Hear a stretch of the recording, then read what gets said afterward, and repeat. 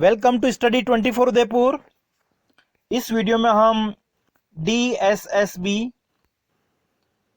2015 का एक पेपर है जिसको हम देखने वाले हैं। सबसे पहला जो आज का हमारा प्रश्न है, the critical minimum efforts, Hindi में जिसको हम कहते हैं न्यूनतम क्रांतिक प्रयास का जो सिद्धांत है वो किसके द्वारा दिया गया है। तो इसका जो करेक्ट आंसर हो जाएगा वो कौन सा हो जाएगा, आपका ऑप्शन तीसरा सी, या इसको हम क्या कहते हैं संकटकालीन न्यूनतम प्रयास कह दो या न्यूनतम क्रांतिक प्रयास हम कह सकते हैं। ये जो सिद्धांत है वो किसके द्वारा दिया गया है, लेबिन्स्टीन के द्वारा। इन्होंने क्या बताया था कि जो अंडर डेवलप कंट्रीज होते हैं, जो अल्प विकसित देश होते हैं, वहां पे निर्धनता का दुष्चक्र पाया जाता है और इसको दूर करने के लिए एक तरह से क्या करना चाहिए, न्यूनतम प्रयास करना चाहिए, जिससे कि एक तरह से उस देश की प्रति व्यक्ति आय बढ़े। तो ये लेबिन्स्टीन का सिद्धांत है। दूसरा हमारा है अधिशोषण प्रस्ताव, जो अवमूल्यन के परिणामों का विश्लेषण करता है, किसने दिया था।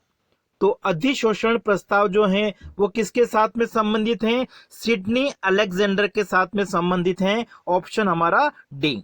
अगला है एक्सीलरेशन थ्योरी है। त्वरक सिद्धांत के अनुसार मूलधन माल की मांग की मात्रा में परिवर्तन किसके ऊपर निर्भर करता है। ठीक है, जो त्वरक सिद्धांत वो एक तरह से क्या बताता है कि उत्पादन का स्तर अगर बढ़ेगा, वस्तुओं की अगर मांग बढ़ेगी तो उससे क्या होगा, पूंजीगत वस्तुओं की मांग क्या होगी, अर्थव्यवस्था में बढ़ेगी। आय में वृद्धि से एक तरह से निवेश में जो वृद्धि होती है उसके अनुपात को हम क्या कहते हैं, त्वरक कहते हैं। तो यहां पर अगर हम देखें करेक्ट आंसर जो आपका वो क्या हो जाएगा, उत्पादन के स्तर में परिवर्तन के साथ में ये संबंधित हैं। अगला है प्रधानमंत्री ग्राम सड़क योजना की शुरुआत जो है वो कब हुई थी, 2000 में, ऑप्शन हमारा सेकंड। अगला है फर्म के सिद्धांत में मूल्य निर्धारण नियंत्रण यह प्रतियोगी शर्त है इसके अनुसार। लिमिट प्राइसिंग की अगर हम बात करें तो लिमिट प्राइसिंग जो थ्योरी है, ठीक है, सीमा कीमत निर्धारण भी इसको हम कह सकते हैं, ये किसके साथ में संबंधित है, JS बेन के साथ में संबंधित है। और इन्होंने बताया कि दीर्घ काल में जो कीमत होती है वो औसत लागत के बराबर होने की प्रवृत्ति रखती हैं।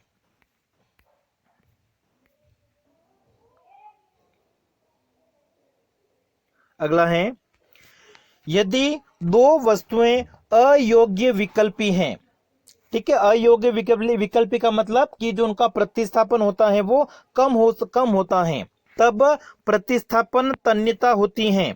इसको हम इंग्लिश में देख लेते हैं। ठीक है, यदि दो गुड्स क्या हैं, बेड सब्स्टिट्यूट है आपस में, मतलब एक की जगह दूसरे का प्रयोग थोड़ा बहुत कर सकते हैं, इतना अच्छा नहीं होता है, तो उनके बीच में जो इलास्टिसिटी ऑफ सब्स्टिट्यूशन है, प्रतिस्थापन की लोच जो हम कहते हैं, वो कितनी होगी। तो देखिए वो बेड सब्स्टिट्यूट है एक दूसरे की, अयोग्य विकल्पी हैं, तो उनके बीच में प्रतिस्थापन क्या होगा, बहुत कम होगा। ऑप्शन हमारा हो जाएगा इसमें ए ऑप्शन।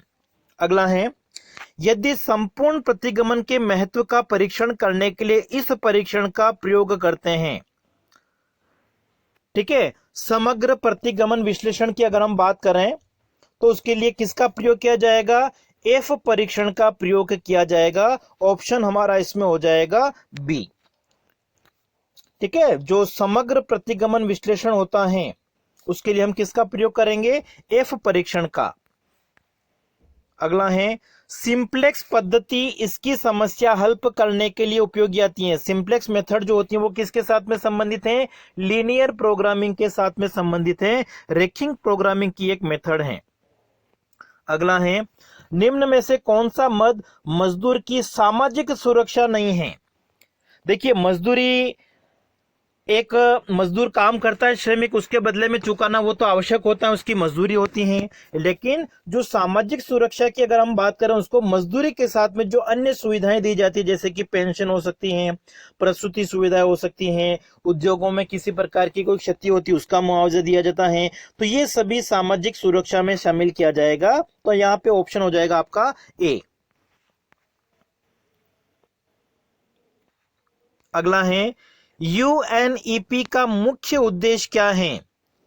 यूएनईपी की अगर हम बात करें तो ये संयुक्त राष्ट्र पर्यावरण कार्यक्रम है और इसका जो मुख्यालय है वो कहाँ पे है? नैरोबी में। ठीक है, भारत इसका जो सदस्य बना था वो बना था 2016 में और इसका जो मुख्य उद्देश्य है वो क्या है? सस्टेनेबल डेवलपमेंट, कायम विकास जिसको हम कह सकते हैं, धारणीय विकास जिसको हम कह सकते हैं। अगला है अपना खेत अपना काम। यह मनरेगा के अंतर्गत नई योजना है और इसे इस राज्य में प्रारंभ किया गया। ये है राजस्थान में प्रारंभ की गई योजना है। मनरेगा योजना जो है महात्मा गांधी राष्ट्रीय रोजगार गारंटी का कार्यक्रम है। इसका एक्ट आया था 2005 में और 2006 से इसको प्रारंभ किया गया था और उसमें एक वर्ष में न्यूनतम 100 दिनों के रोजगार की गारंटी का ये कार्यक्रम है। अगला है हाई पावर्ड मनी के बारे में है। उच्च शक्तिशाली मुद्रा जिसको हम हिंदी में कहते हैं।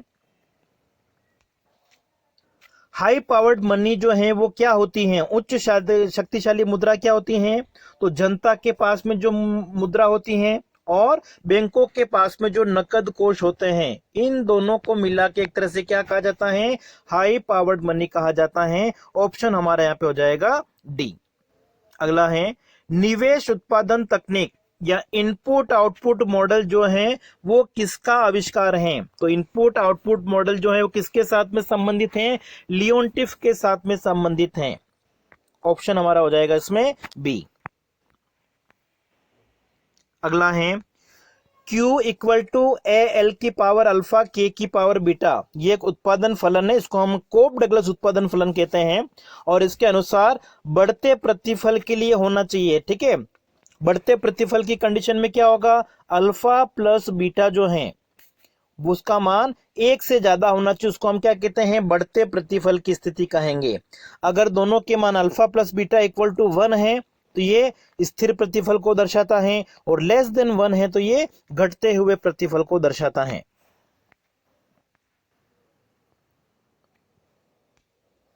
फिर है वर्डून का सिद्धांत इसके बारे में है। जनसंख्या वृद्धि, रोजगार और उत्पादन का प्रति व्यक्ति उत्पादन वृद्धि के बीच में धनात्मक संबंध पाया जाता है, इसको दर्शाता है।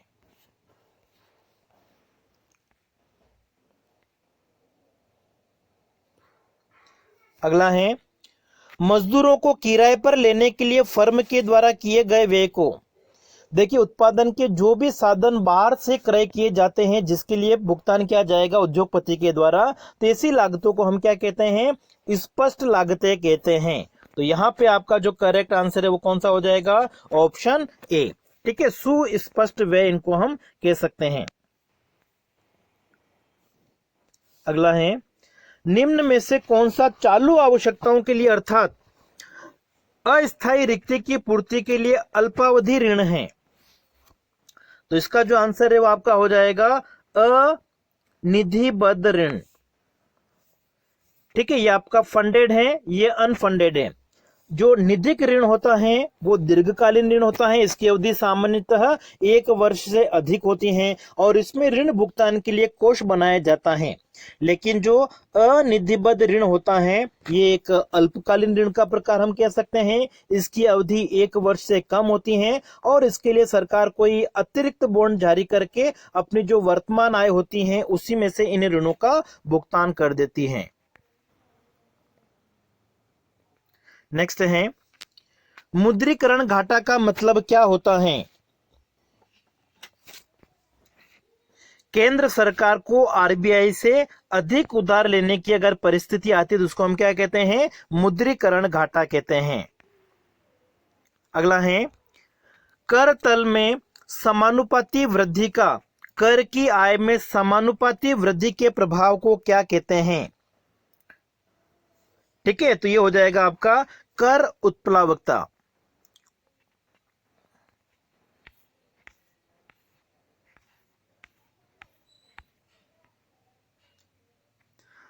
अगला है आधिक्य प्रस्ताव के लिए निकास।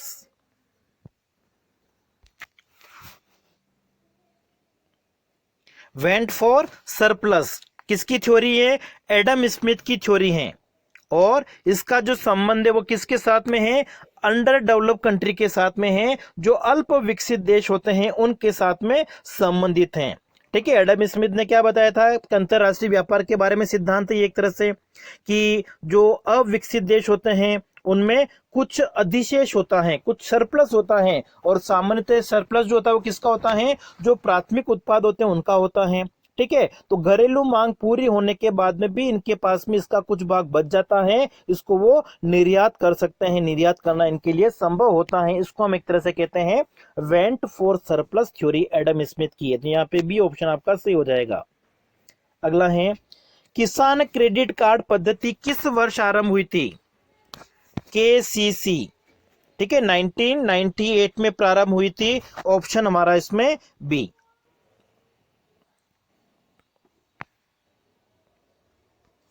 अगला देखिए, मुद्रा प्रस्ताव के अनुसार देश की मुद्रा का पुनर्मूल्यन।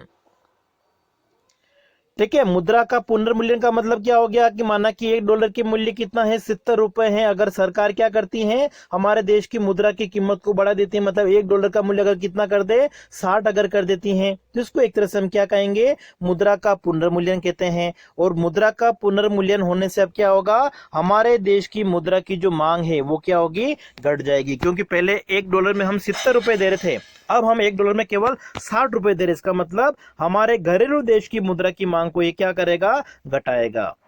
अगला है, ऐसी स्थिति में विदेशी व्यापार गुणक का मूल्य उच्च होगा। ठीक है, विदेशी व्यापार गुणक का जो मूल्य है वो उच्च कब होगा, जब निर्यात हमारे क्या होंगे, बढ़ेंगे। ठीक है, निर्यातों में वृद्धि होने की स्थिति में विदेशी व्यापार गुणक का मूल्य क्या होगा, ऊंचा होगा। अगला है, नाफेड है। ठीक है, नाफेड एक सहकारी संस्था है जिसकी स्थापना हुई थी 1958 में। ठीक है, सहकारी संस्था इसको हम कह सकते हैं, मतलब पूरा नाम इसका है भारतीय राष्ट्रीय कृषि सहकारी विपणन संघ। ठीक है, कृषि उत्पादों के सहकारी विपणन को ये बढ़ावा देता है ताकि किसानों की आय को बढ़ाया जा सके, किसानों के लाभ को बढ़ाने के लिए कार्य करता है नाफेड। तो ऑप्शन हमारा यहाँ पे डी।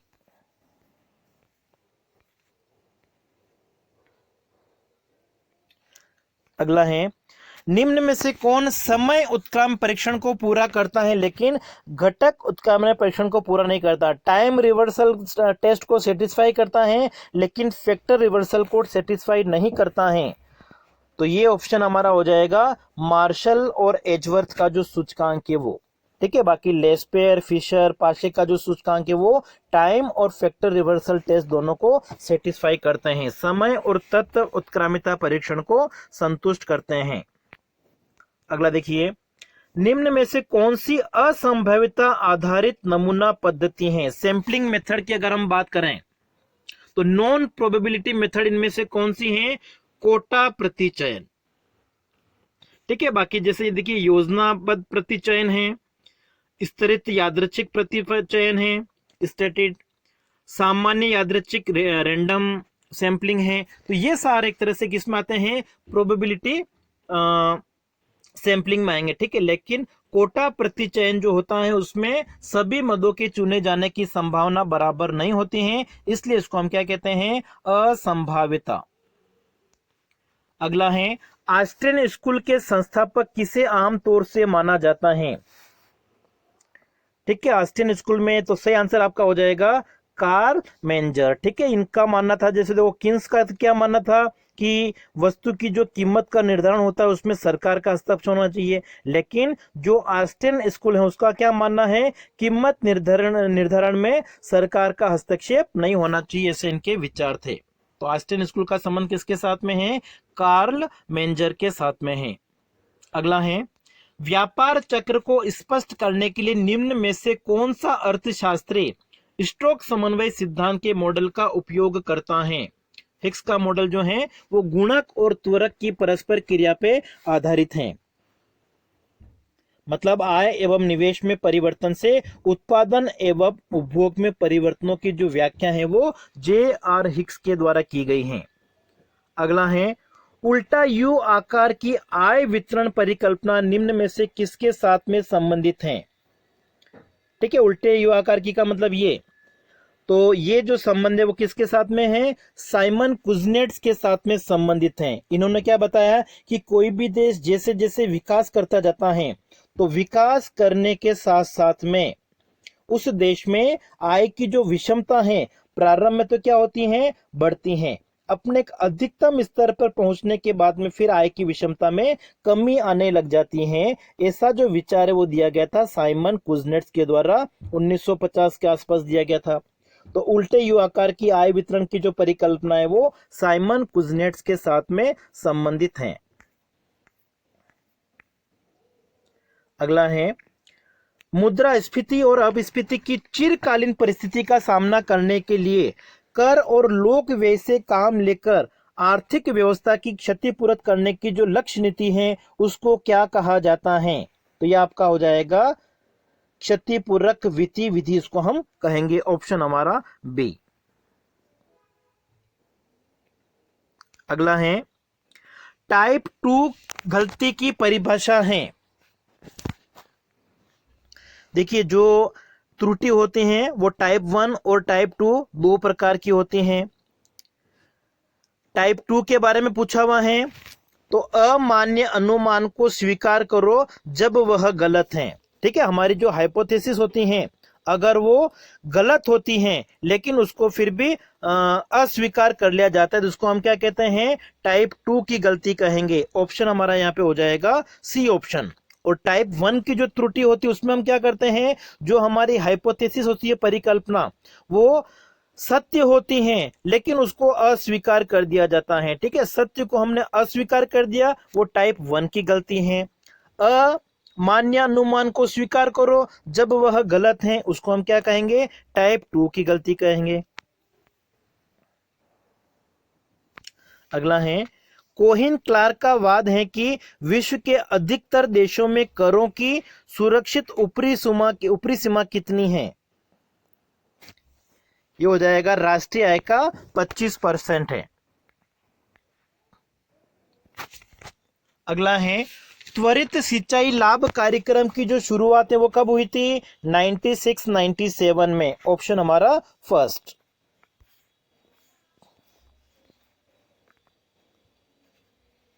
अगला है, निम्न में से कौन से डब्ल्यूटीओ करार के अंतर्गत सभी अंतरराष्ट्रीय व्यापारी सेवाएं आती हैं? व्यापारी सेवाओं की अगर हम बात करें, अंतरराष्ट्रीय व्यापार की जो सेवाएं होती हैं वो आती हैं गेट्स में। ठीक है, इस गेट्स का जो पूरा नाम है वो क्या है? General agreement on trade in services, 1995 में आया था ये। ठीक है, जब डब्ल्यूटीओ की स्थापना हुई थी। तो यहाँ पे आपका सही आंसर ऑप्शन ए हो जाएगा। अगला है, सुवर्ण युग या गोल्डन एज जिसको हम कहते हैं, मॉडल का विकास किसने किया था? स्वर्ण युग मॉडल का जो विकास है वो किया गया था श्रीमती जॉन रॉबिन्सन के द्वारा 1963 में। और ये जो मॉडल है स्वर्ण युग की अवस्था, इस मॉडल में किसको कहा गया है? जिस अवस्था में देश में पूंजी का पूरा प्रयोग होता है, अर्थव्यवस्था में पूर्ण रोजगार की स्थिति पाई जाती है, लाभ की दर स्थिर होती है, प्रति व्यक्ति आय जो होती है या प्रति व्यक्ति उत्पादन निरंतर बढ़ता रहता है, जो मजदूरी होती है उसमें वृद्धि की प्रवृत्ति पाई जाती है। इस प्रकार की जो विशेषताएं देखने को मिलती हैं इसे श्रीमती जॉन रॉबिन्सन ने क्या कहा था? गोल्डन एज कहा था।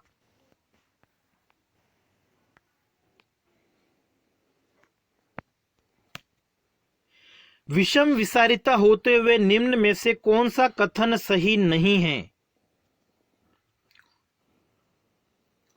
ठीक है, ओएलएस आकलन जो होते हैं वो न्यूनतम मतभेद के और कार्यकुशल होते हैं। ये जो अवधारणा है वो क्या है? गलत है।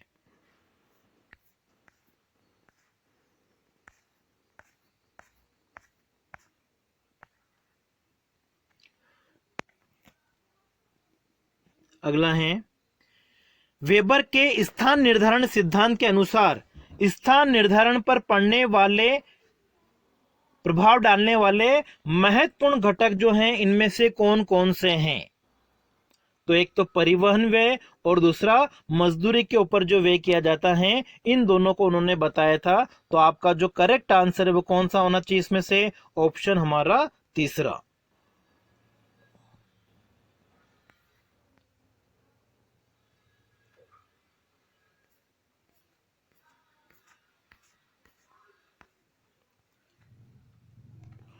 फिर अगला देखिए, identify the correct chronological order of the following economist.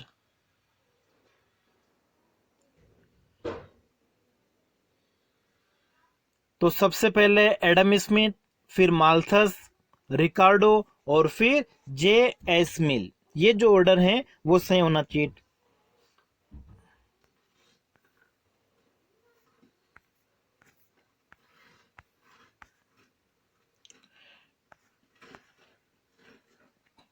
अगला है, माध्य के आसपास का तीसरा क्षण इसे मापने के लिए उपयोगी होता है।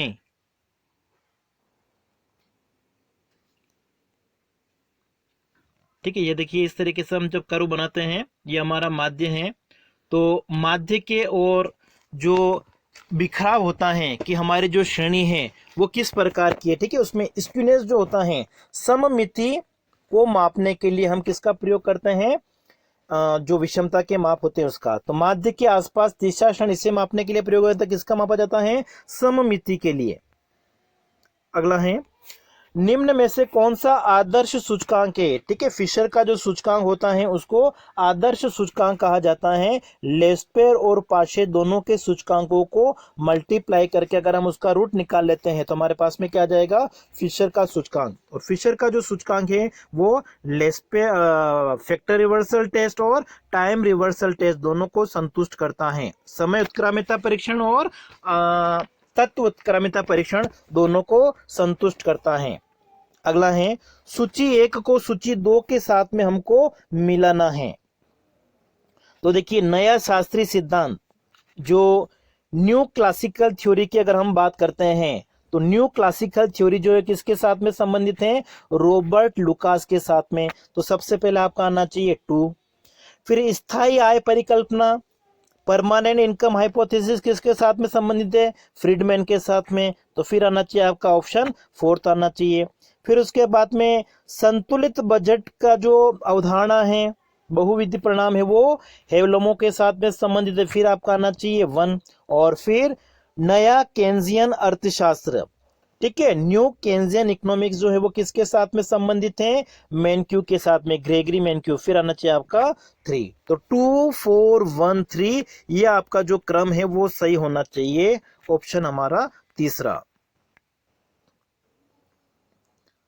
अगला देखिए, सूची 1 को सूची 2 के साथ में इसमें भी हमको मिलाना है।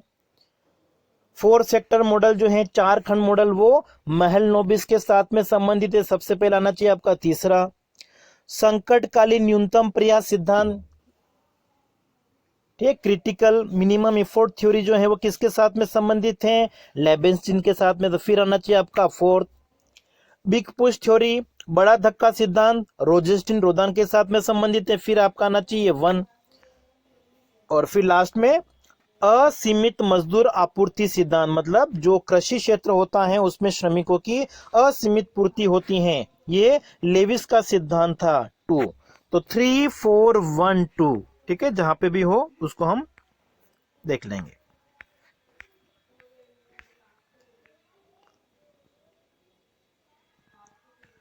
अगला है, इसमें सूची 1 को सूची 2 के साथ में मिलाना है। मुक्त व्यापार क्षेत्र जो है, ठीक है, मुक्त व्यापार क्षेत्र का मतलब क्या होगा, जिसमें स्वतंत्र व्यापार होता है और कोई सीमा शुल्क नहीं होता है। तो सबसे पहले आपका क्या आना चाहिए, 2 आना चाहिए। फिर उसके बाद में कस्टम यूनियन, कस्टम यूनियन मतलब कोई सीमा शुल्क नहीं है, ठीक है, बगैर सदस्य पर शुल्क, जो सदस्य होगा उसके ऊपर किसी प्रकार का शुल्क नहीं लगेगा, ये कस्टम यूनियन हो गया। फिर उसके बाद में आय कॉमन बाजार या मार्केट के बारे में है, ठीक है, कॉमन मार्केट, कॉमन मार्केट में आपका आ जाएगा व्यापार और उत्पादन के संचालन में कोई पाबंदी नहीं होती है, वो कॉमन मार्केट होगा। और फिर इकोनॉमिक यूनियन जो है वो एक ही भवन की उन्नत स्थिति, हम 4 आ जाएगा लास्ट में, ठीक है। तो इस हिसाब से आप देख लेना जो भी इसका बनता है क्रम। अगला हम देखते हैं, इसमें भी हमको सूची 1 को सूची 2 के साथ में मिलान करना है। टंडन समिति जो है वो किसके साथ में संबंधित है? पूंजी वित्त के साथ में या मूलधन वित्त प्रबंधन के साथ में संबंधित है। राकेश मोहन कमेटी अधोसंरचना विकास के साथ में संबंधित है। नरसिम्हम कमेटी वित्तीय क्षेत्र में सुधार के साथ में संबंधित है। ओकार गोस्वामी कमेटी औद्योगिक बीमारी के साथ में। तो ये जो क्रम दे रखा वो यहाँ पे सही क्रम है।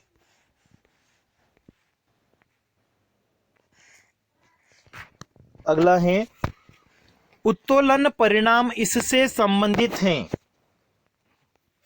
ठीक है, इसका हम इंग्लिश भी देख लेते हैं। लिवरेज इफेक्ट जो होता है वो किसके साथ में संबंधित है? ठीक है, तो ये सुपर गुणक के साथ में संबंधित हैं, सुपर मल्टीप्लायर के साथ में संबंधित हैं। अगला है the ratio of change in investment due to the change in income. ठीक है, इनकम में चेंज होने से the ratio of change in investment. ठीक है, इसका थोड़ा हिंदी में पूरा देख लेते हैं क्या लिखा हुआ है। निवेश में परिवर्तन का आय में परिवर्तन से मौजूद अनुपात। ठीक है, निवेश में परिवर्तन डेल्टा आई और इससे आय में जो परिवर्तन होता है तो उसके अनुपात को हम क्या कहते हैं? मल्टीप्लायर कहते हैं, गुणक कहते हैं। लेकिन देखिए यहां पर आपका ये हो जाएगा delta I upon delta Y पूछा हुआ है। ठीक है, तो ये हो जाएगा आपका निवेश की सीमांत प्रवृत्ति को दर्शाता है, एम पी आई। ठीक है, एमपीआई है ये, तो 47 में अपना हो जाएगा निवेश की सीमांत प्रवृत्ति। अगला है खपत क्रिया की जीवन चक्र परिकल्पना, या इसको हम कहते हैं उपभोग की जीवन चक्र परिकल्पना है, जो किसके द्वारा दी गई है? एंडो और मोदिग्लियानी के साथ में संबंधित है। ठीक है, अब जो व्यक्ति का जीवन होता है, प्रारंभिक जीवन में उसका उपभोग बढ़ता जाता है, फिर एक उच्चतम स्तर पे आने के बाद में फिर वापस धीरे धीरे एक तरह से क्या हो जाता है? कम होने लग जाता है। इसके बारे में एंडो मोदिग्लियानी ने अपने विचार दिए थे। फिर है पिछले खपत का अधिकतम स्तर और आय, यह विचार किसके द्वारा दिया गया है?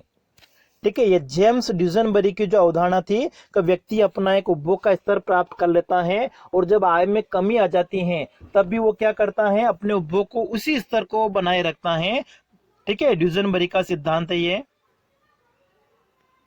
अगला है खपत सिद्धांत में स्लुट्स्की का सिद्धांत इसके साथ में संबंधित है। ठीक है, उपभोग की जो परिकल्पना है उसमें स्लुट्स्की का जो सिद्धांत है वो प्रतिस्थापनता के साथ में संबंधित है।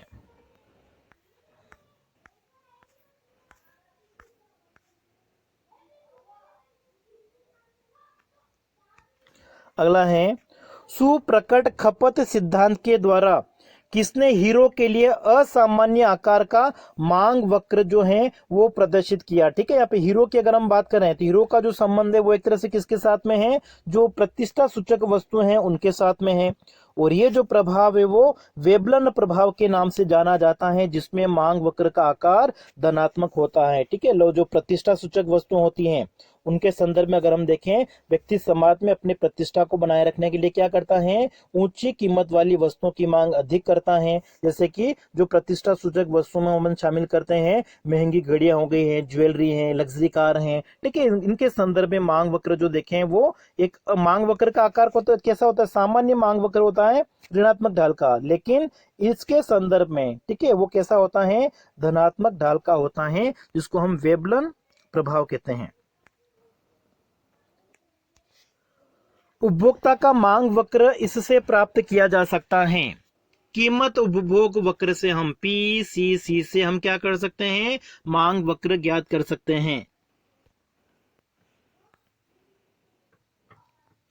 अगला देखिए, ग्रामीण महिलाएं महिला समृद्धि योजना का लाभ उठा सकती हैं यदि वे अपना खाता खोलती हैं। ठीक है, महिला समृद्धि योजना में जो खाता है वो कहां पे खोलना चाहिए? ग्रामीण डाक पर, डाकघर जो होते हैं उनमें।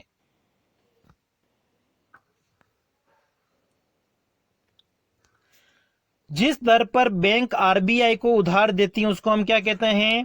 रिवर्स रेपो दर कहते हैं, ऑप्शन हमारा तीसरा। और आरबीआई के द्वारा बैंकों को जिस दर से उधार दिया जाता है उसको हम क्या कहते हैं, रेपो दर कहते हैं। नेक्स्ट है, इंडिया ब्रांड इक्विटी फंड की जो स्थापना है वो कब की गई, 1996 में।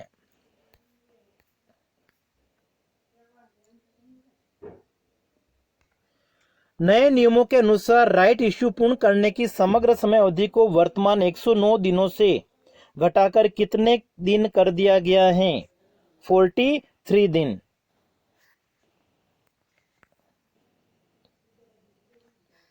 अगला है, डॉक्टर आर के हजारी समिति निम्न में से किस खंड के साथ में संबंधित है। ठीक है, आर के हजारी समिति जो है औद्योगिक लाइसेंस प्रणाली के लिए एक्ट आया था 1951 में, तो उसका समीक्षा करने के लिए, औद्योगिक लाइसेंस प्रणाली की समीक्षा करने के लिए इस समिति का गठन किया गया था, जिसके अध्यक्ष कौन थे, डॉक्टर आर के हजारी। ठीक है, तो औद्योगिक लाइसेंस प्रणाली के साथ में संबंधित है, ऑप्शन हमारा ए। नेक्स्ट है, इंद्रावती हाइड्रो इलेक्ट्रिक प्रकल्प किस राज्य के साथ में संबंधित है, ओडिशा के साथ में ये संबंधित हैं। एक्सिस बैंक इस बैंक का नियोजित नाम है, एक्सिस बैंक का जो पूरा नाम था वो क्या था, यूटीआई। चीन में शाखा खोलने वाला पहला भारतीय बैंक कौन सा है, SBI, state bank of India. SBI की वहां पे 2 शाखाएं हैं, पहली शाखा खोली गई थी शंघाई में 2006 में, और दूसरी जो है वो तियानजिन में है, पोर्ट सिटी है तियानजिन, वहां पे दूसरी शाखा खोली गई है एसबीआई के द्वारा।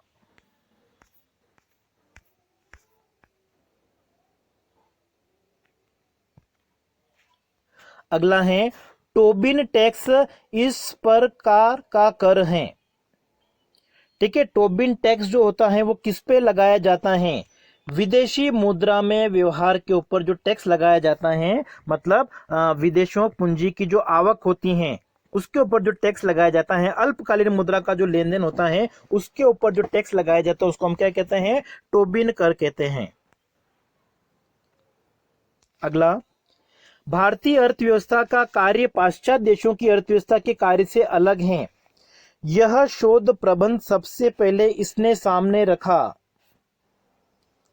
एम जी रानाडे ने, ऑप्शन हमारा डी। स्मार्ट मनी यह शब्द किसके लिए उपयोग में लाया जाता है। ठीक है, स्मार्ट मनी का मतलब क्या हो गया, हम नकद मुद्रा का प्रयोग नहीं करके कार्ड के माध्यम से अगर सीमित लेन देन करते हैं तो यह आपका जो है किसके साथ में संबंधित हो जाएगा, क्रेडिट कार्ड के साथ में संबंधित है। 1969 के एमआरटीपी एक्ट को प्रतिस्थापित करने वाला प्रतिस्पर्धा कानून इस वर्ष लागू हुआ था, 2002 में।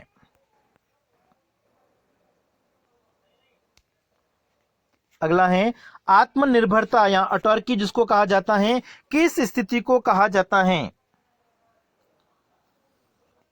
ठीक है, जिसमें बंद अर्थव्यवस्था होती है, मतलब विदेशों के साथ में व्यापार अगर नहीं होता है, ये एक आर्थिक नीति है जिसमें बाहरी व्यापार की अनुमति नहीं होती है, बाहरी व्यापार की अनुमति नहीं, तो व्यापार नहीं होता है, इस स्थिति को हम क्या कहते हैं, अटॉर्की की संज्ञा देते हैं।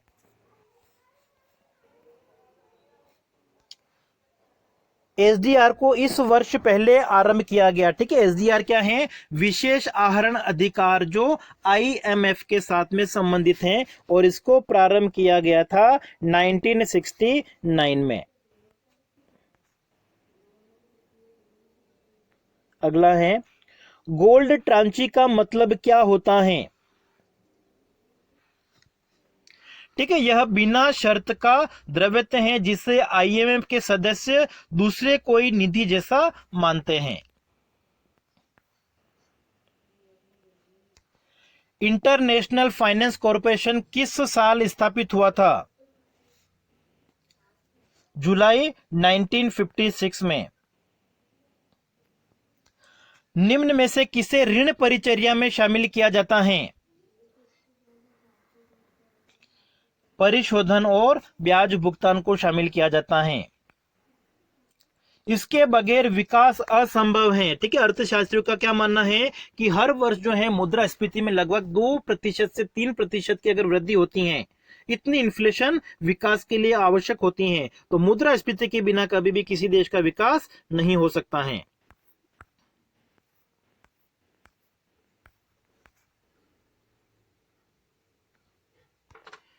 अगला, आयात की गई वस्तु के मूल्य पर निश्चित प्रतिशत शुल्क डालने को क्या कहा जाता है? मूल्य के अनुसार शुल्क कहेंगे इसको हम। आर्थिक अर्थ में विकास किस प्रकार की प्रक्रिया है? विकास निरंतर चलने वाली प्रक्रिया है। सामाजिक सीमांत उत्पादकता सिद्धांत जो है वो किसके द्वारा प्रस्तुत किया गया था? ए.ई. कान्ह के द्वारा। बैंक साख खुली हवा से नहीं बनती हैं, बैंक साख खुली हवा से नहीं बनाती, यह कथन जो है वो किसका है? क्राउथर का है।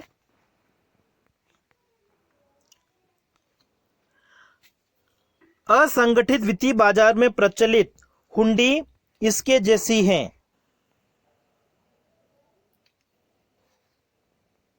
ठीक है, हुंडी जो है वो आपकी हो जाएगी व्यापार प्रायक के साथ में संबंधित है। ठीक है, इनको हम कॉमर्शियल बिल कह सकते हैं। ठीक है, व्यापारिक बिल कह सकते हैं।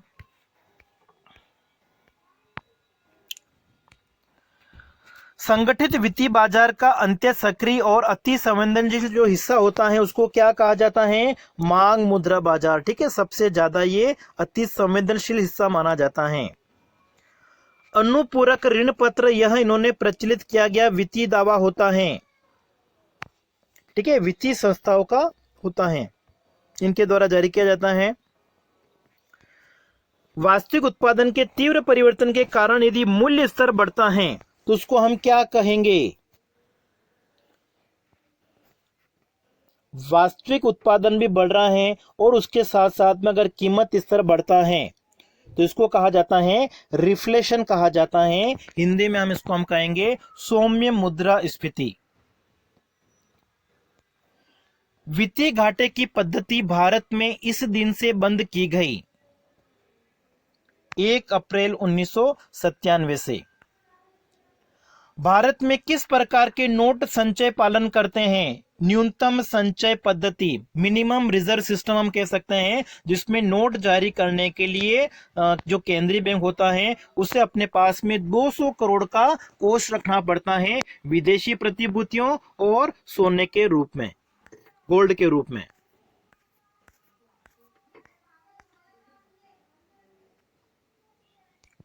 नेक्स्ट है, निम्न में से कौन ब्याज के सकल दर में अंतर के लिए जिम्मेदार होता है? जोखिम में अंतर। ठीक है, व्यवसाय में जोखिम में अंतर पाया जाता है, इस वजह से ब्याज की दर में भी क्या होता है? अंतर होता है। जोखिम ज्यादा होगी तो ब्याज की दर ऊंची होगी। निक्षेप गुणक जो होता है उसकी परिभाषा क्या होती है? Deposit multiplier 1/R। बेयर सटोरी अपेक्षा करते कि भविष्य में जो बॉन्ड का मूल्य है, ऋण पत्र का जो मूल्य है, वो भविष्य में क्या होगा? ठीक है, भविष्य में कम होगा, ऐसा उनका अनुमान होता है। उसमें वो खरीद के फिर क्या करेंगे? लाभ कमा लेंगे। बैंकिंग पद्धति का फैलाव और संकेक्षण के परीक्षण करते वक्त निम्न में से कौन सा गुणज महत्वपूर्ण नहीं माना जाता है? वित्त आपूर्ति।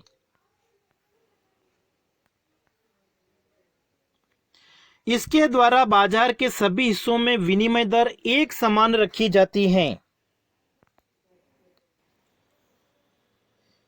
विनिमय अंतरपणन, एक्सचेंज आर्बिट्रेज जिसको हम कहते हैं।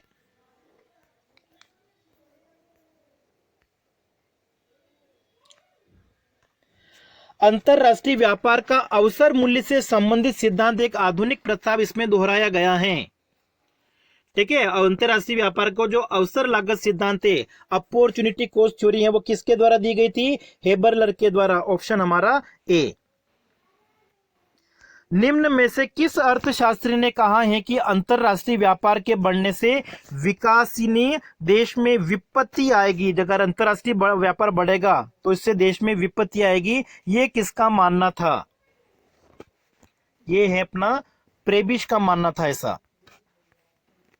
अगला है, विकास की वह स्थिति जहां मूलभूत आवश्यकता कोई समस्या नहीं होती और टिकाऊ वस्तुओं की आम मांग होती है, इसको क्या कहा जाता है? हाई मास कंजप्शन स्टेज, ठीक है, उच्च उपभोग युग हम इसको अपन कह सकते हैं। जो रोस्ट्रो की परिभाषा थी, उसके रोस्ट्रो की जो आर्थिक अवस्था थी उसके अनुसार अगर हम देखें तो इसको हम कहते हैं। अगला है, यह किसने कहा है कि विकास देश का आर्थिक विकास पिछड़ापन परिणाम को कमजोर कर और प्रचार परिणाम का मजबूत कर द्रुत किया जा सकता है? ऐसा मानना था मिर्डल का।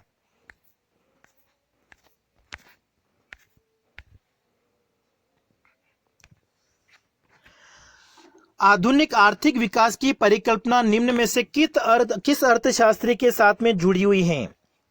आधुनिक आर्थिक विकास की परिकल्पना की अगर हम बात करें तो ये साइमन कुजनेट्स के साथ में संबंधित हैं। बोक के अनुसार द्विसमाज का गुणधर्म है इनका एक साथ रहना, विदेशी और देशी सामाजिक पद्धति का, ठीक है, ड्यूल सोसाइटी की बात की गई थी। निकास का सिद्धांत किसने लोकप्रिय बनाया था? ड्रेन थ्योरी जो है किसने लोकप्रिय बनाई थी? दादा भाई नौरोजी ने, ऑप्शन हमारा सी। अगला है, the industrial evolution of India in recent times, यह जानी मानी कृति जो है वो किसकी है? ये है गाडकिल के साथ में संबंधित हैं। अगला है, भारत में व्यापारिक बैंकों का वैधानिक द्रव्य अनुपात, वैधानिक तरलता अनुपात जिसको हम कह सकते हैं SLR, अधिकतम स्तर तक कितना हो सकता है?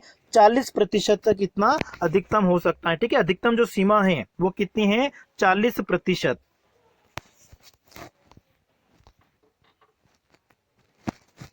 नेक्स्ट है, निम्न में से कौन सी संस्था सुलभ ऋण गवाक्ष सॉफ्ट लोन विंडो जो है किसको कहा जाता है?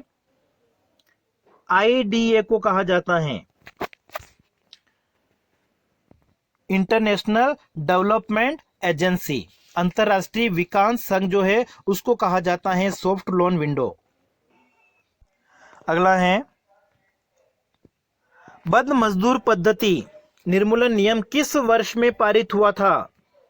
1976 में। भारत निर्माण योजना की शुरुआत कब हुई थी? ठीक है, ग्रामीण क्षेत्रों में आधारभूत संरचना का निर्माण करने के साथ में संबंधित हैं, सड़क, सिंचाई, आवास, जलापूर्ति, दूरसंचार, विद्युत। तो ये जो भारत निर्माण योजना है वो हुई थी दिसंबर 2005 में। अगला है, इसकी सिफारिश से भारत में पहली बार 1957 में व्यय कर निकोलस काल्डर के साथ में संबंधित है, ऑप्शन हमारा बी। आज हम लास्ट प्रश्न देख लेते हैं, निम्न में से कौन सी अवधि योजना अवकाश के नाम से जानी जाती है? देखिए, भारत की जो 3 पंचवर्षीय योजनाएं थी, पहली आई थी 1951 से 56, दूसरी आई थी 56 से 61, फिर आई थी 61 से 66, ठीक है। लेकिन उसके बाद में 3 एक वर्षीय योजना आई थी 66 से 69 तक। तो इस अवधि को एक तरह से क्या कहा जाता है? योजना अवकाश कहा जाता है। तो आज की क्लास में इतने ही। जो 100 मल्टीपल चॉइस क्वेश्चन बचे हुए हैं उनको हम अगले नेक्स्ट पार्ट सेकंड में देखेंगे। तब तक आपके लिए एक प्रश्न है, अगर आप इसका आंसर जानते हैं तो कमेंट बॉक्स में बता सकते हैं। हमारी योजनाओं में जो विकास की रणनीति अपनाई जाती है उसका संबंध इस नाम के साथ में है, ठीक है। हमारी जो विभिन्न योजनाएं बनी थी, पहले योजना आयोग का जो गठन किया गया था उसमें जो भी विकास की रणनीति बनाई जाती थी उसका संबंध इनमें से किसके साथ में संबंधित है?